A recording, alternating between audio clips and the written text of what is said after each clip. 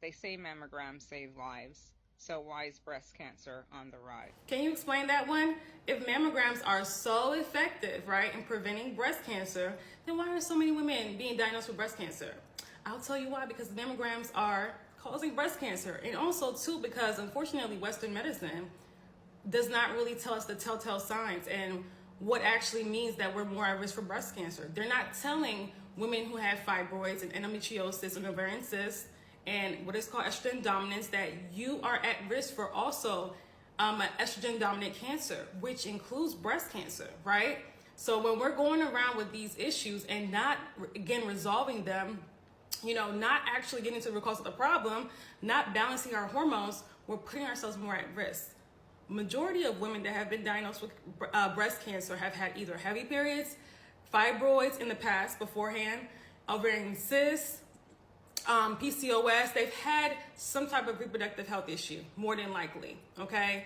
Thyroid issues. So we don't understand the telltale signs of you developing some more serious estrogen dominant issue. Breast cancer, again, is an estrogen dominant cancer.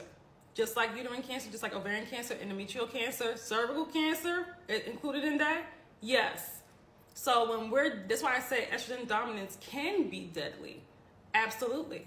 So it's so important when you notice that your body's off balance, when your period is off balance, when you're having reproductive health issues, it's important for you to get ahead of it, address this stuff naturally, right? Because if you just continue out here just having surgeries and not getting to the root cause of the problem, not changing anything about your diet and lifestyle, not doing the work, then what's going to happen is that you still have the precursors to cancer, right? Because if you could develop a tumor in your uterus, you can also develop a tumor in your breast.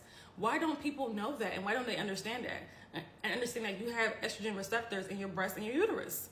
So if you're at risk, if you're dealing with, again, if you could develop a tumor somewhere in the body, you can also develop tumor in your breast, right? And it can also be very well cancerous. So it's important to know that. It's important to take proper action and not just be reactive, right, when things happen. That's why I say it's so important, always say it's so important to be proactive about your health and not be reactive. So you put yourself in much, like you greatly reduce your risk when I would say even cut it all the way down, right? When you are making sure that your hormones are in balance, when you're monitoring your menstrual cycles, if you have fibroids or any reproductive health issues, you're getting to the root cause of the problem, you're getting rid of the fibroids naturally, you're not constantly being sliced and diced, all these uterine surgeries. Is so important, okay? So we have to start loving ourselves more. There is, like I said, if you are trusting, believing, and clinging on to, medical science, the medical industry, Western medicine, you're in trouble. You're in trouble because if you don't see the number of women being diagnosed, diagnosed with cancers, young women diagnosed with fibroids, ovarian, you're in trouble. If you're trusting, if still in 2024, you are putting all your trust in Western medicine, I feel sorry for you. When it comes to your reproductive health and your hormones, I feel sorry for you, okay? So do better. And for those that, again, you guys know I have courses, I have tons of, programs, courses that help you get to the cause of the problem, get rid of your fibroids. I've helped many women do it.